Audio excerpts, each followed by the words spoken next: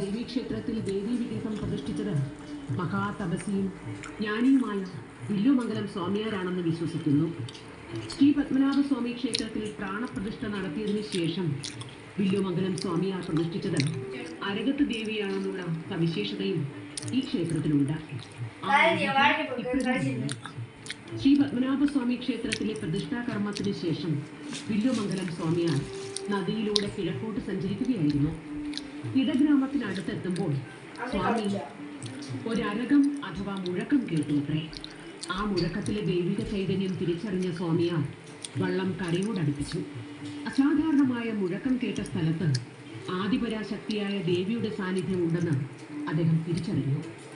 അരകം കേട്ട സ്ഥലത്ത് സ്വാമിയാർ ദേവിയുടെ ചൈതന്യം ആവാഹിച്ച് പ്രതിഷ്ഠ നടത്തി എന്നും അതാണ് അരകത്ത് ദേവി ക്ഷേത്രമായി ഇക്കാലത്ത് അറിയപ്പെട്ടതെന്നും ഭക്തർ തലമുറകളായി വിശ്വസിച്ചു പോരുന്നു.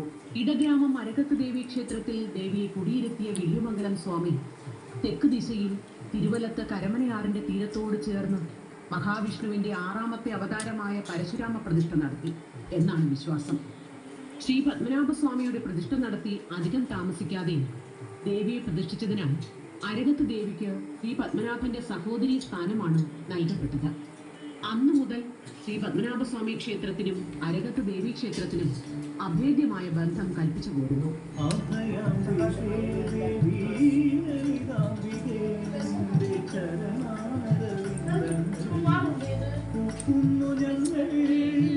ആദിപരാശക്തിയുടെ ത്രിഗുണഭാവങ്ങളും അരകത്ത് കുടികൊള്ളുന്ന ദേവിയിലുണ്ടെന്ന് അഷ്ടമംഗല്യ പ്രശ്നങ്ങളിൽ തെളിഞ്ഞിട്ടുണ്ട്. ലക്ഷ്മി,